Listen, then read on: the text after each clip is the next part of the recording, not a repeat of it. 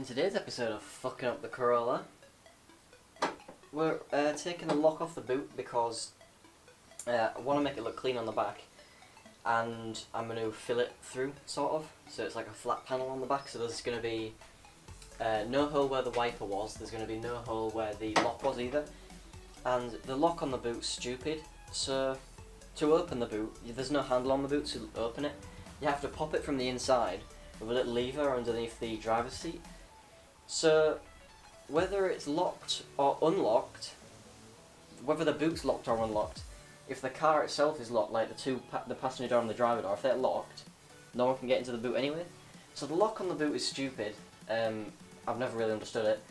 So I'm going to take it off, and it doesn't affect the system of how the cable unlocks the boot. So it's literally pointless, basically. So taking it off, one, because it'll look better without it, so I can smooth out the whole back panel and then paint over it, and two, I guess, sort of weight reduction a tiny bit, like it's probably not going to weigh much at all.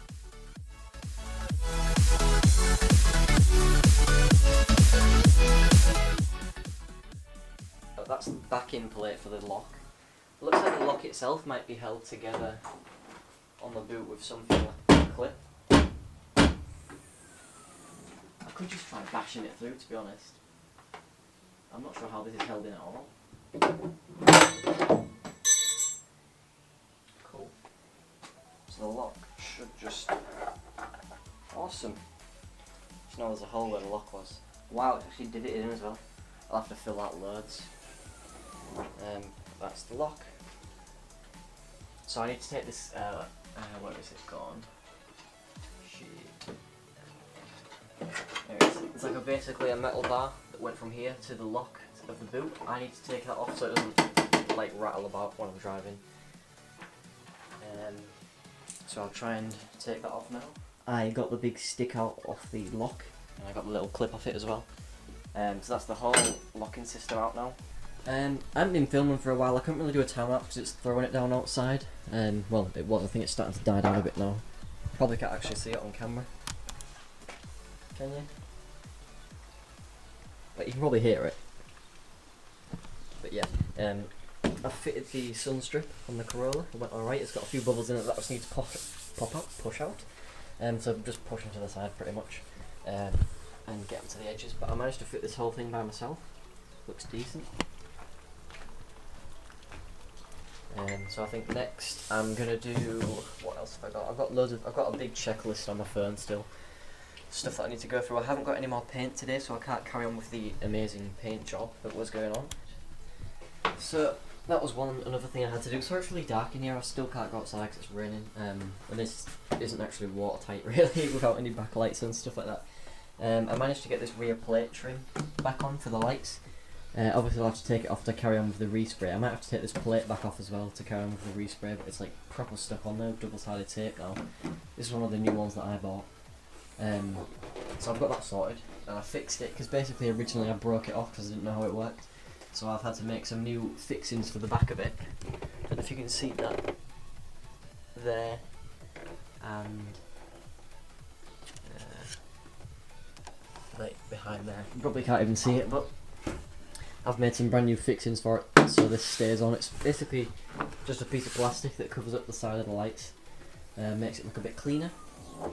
So that's sorted. That's another thing checked off the list. Next I think I'm going to keep going on with this wiring stuff. I'm starting to wrap it in this red sort of cover stuff so that if it gets, well, it can't get trapped indoors. I'm also going to tie this up along here with cable ties. I need to get some more cable ties actually, I don't have any. But yeah, I'm going to carry on with this. It's just boring stuff pretty much. As I've explained before, this is a private street. So if I reverse down to the end there, I can drive it back up here, just to get a feel for how it's starting to drive now. I've started doing all these fixes to it, because obviously I've not actually driven it since the spark plugs and stuff like that.